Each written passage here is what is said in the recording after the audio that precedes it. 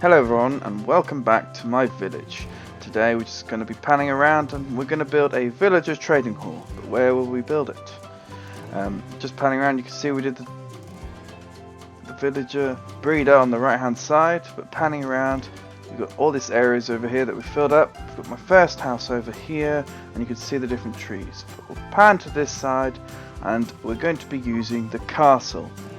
So I built this castle years ago and I thought the best thing to do was to try and use this for the trading hall rather than demolish it and start again. So start with the frame, and then inside I filled these blocks out just to work out how many villagers I could fit in.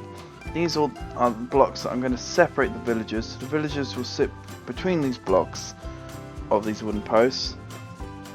I basically start with some wooden dark oak, and between that I've got some columns that I'm going to separate these into components. So there'll be 3 villagers of one type and there'll be 3 sections of each on both sides.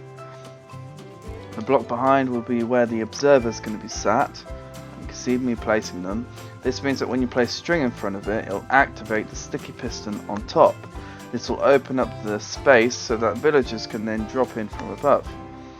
The idea is that if any villager is unwanted or not needed, or if they despawn or something, it's easy for me to put them back in without having to push them all the way through the building. You can see I'm basically making the walkway above, which is where they'll walk on top, and then once the villager gets to an opening, they'll fall down, and then they'll fall into these little spaces, which I'm currently creating.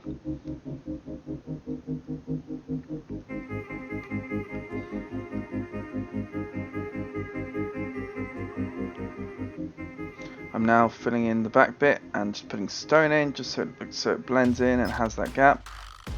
And that's basically where the zombie villager will walk behind, and when we lower it with these levers, they'll fall into the same level as the zombie and they'll get infected. This is where you can cure them and then get better trades. You can see them underneath working up these different pistons and the redstone just to make sure they work and they go up and down.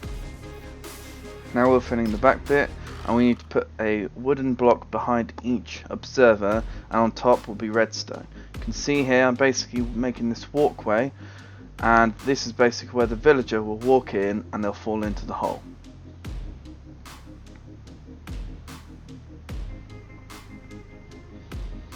So once I worked out how this works using a tutorial, I will add the link in below so you can follow the step by step. And I then thought, okay, once I've got the ideas of working it, I can then replicate it on the other side and then try and work out a shell for the building that will allow this to be encompassed.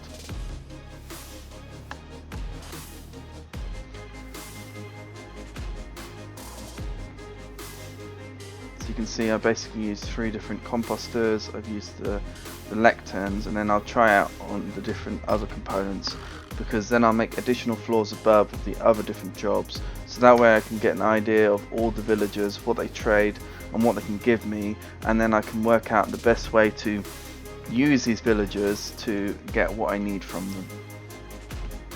But you can see I basically started with this frame and I wanted to create a cool castle here, and I thought what's best, I might as well use the building that I will use most often and make it look really cool from the outside, so that way I can then eventually fly in and out of this really cool building that externally looks really cool but internally has a good function.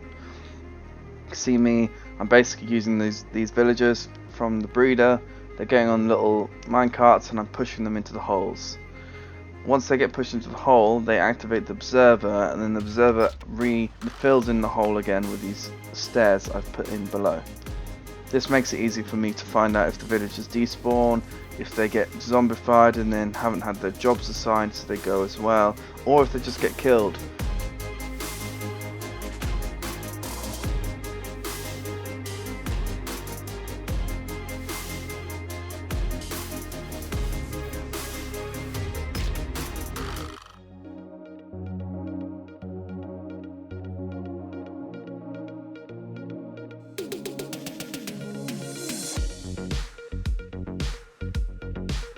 So you can see that I've basically filled in this one side and all the villages have now been put in. I can see that I've basically left this space here, and you can see this is the minecart that pushed it in. I then worked out the height of each floor because I made sure that I've got enough space for the villagers to sit underneath, and then to have the space for the villager to walk above. And then I'm basically just trying to work out a sort of floor to floor block heights that I can then replicate up the building. I think I started off with 8 blocks, and this is what I'm doing on this corner here. I basically just chipped in a few of the cobblestone just to add a little bit more detail, but eventually I work out a 3 coloring system that goes with the stone bricks and the cobblestone, just to give it that little bit of detail.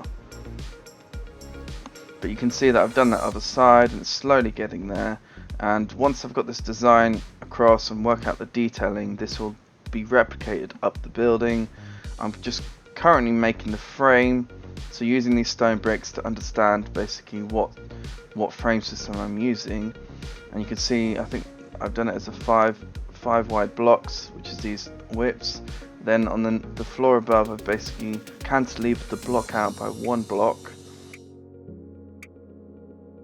And then that way, eventually, when you go up the castle, it will get wider and wider, but that way it sits within this tight site.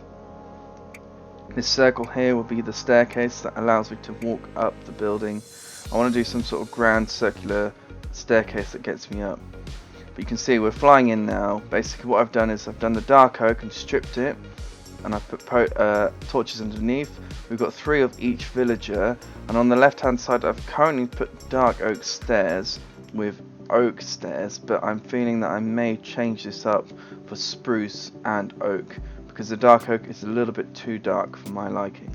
But I've basically, if you put slabs in between the villagers, they can see each other, and that way when you trade with them, then you can see that they have better trade rates because they see you've traded the ones nearby.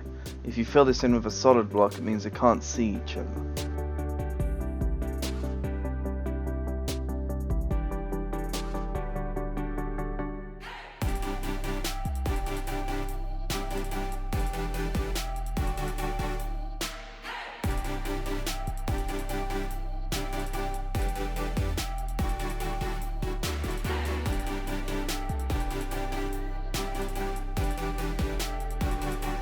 I'm building the left hand side now, trying to do a similar thing to the right hand side, replicating it, copying it across, but I'm using spruce stairs and oak stairs.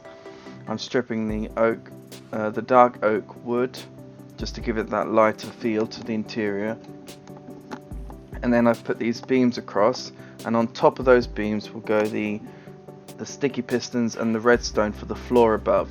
That way it gets the floor to floor is consistent on the villager trading, with above it being the pistons for the floor, the next zone up.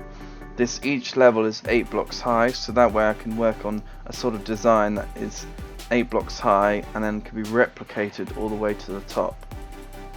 You can see I'm basically just filling in the blocks next to the side here, which is where the villagers will be imported in, and I'm going to be possibly importing them in soon. See, they're being shuttled across, and I'm forcing them down the holes, and then once they're forced in, the observer sees them and then pulls back the blocks so they're stuck inside.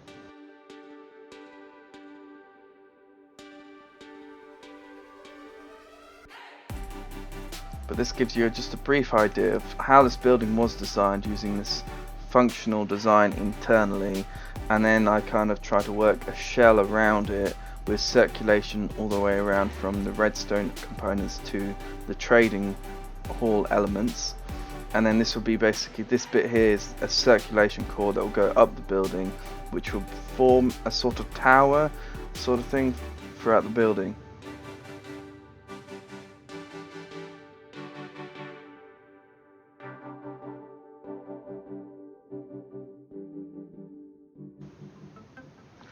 Panning closer to the build, you can see the interior of the build, you can see how the trading hall works, but if we go down below, you can see the redstone and how it works with the pistons. You can see that the lever connects to the 2 redstone and activates the piston. This then allows the villager to go up and down the build, and this can then make it easier for zombifying.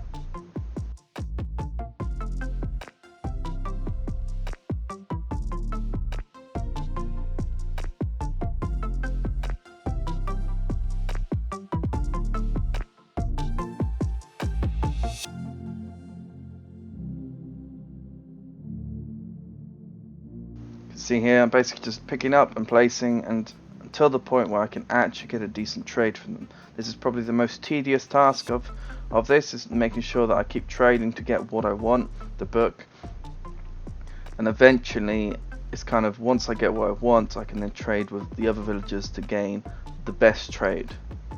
This means that when I get them zombified, they'll give me a better trade for the item that I need the most.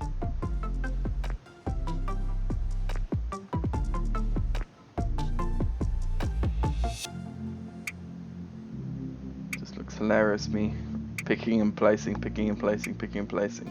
But if you put the item in your, if you have 2 of the same item placed on your left hand side, you can place and then use an axe really quickly to get the trade you need.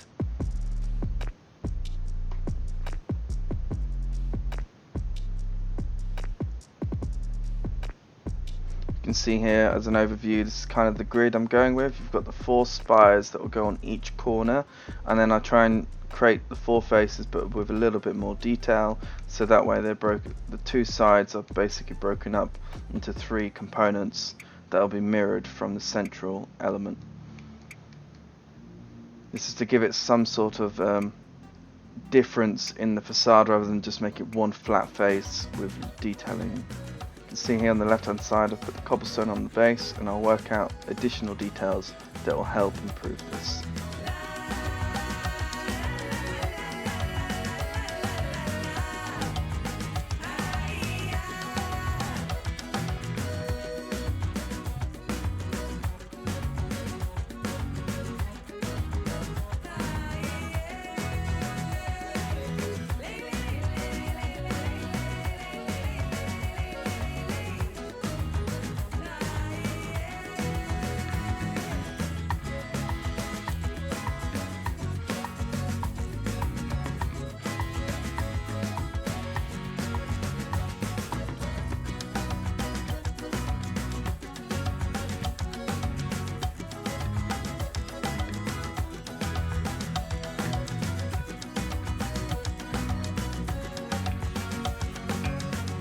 And that's basically my build. We're just panning out. You can see the frames up, you can see all the different cobblestone and everything, and you can see how it settles in with the landscape. It's fairly small at the moment, it's 8 blocks high, but I want to make it a lot taller, so I'm basically making 1 floor level, 8 blocks, and I'll keep stacking it until I get something that can blend in with the surroundings.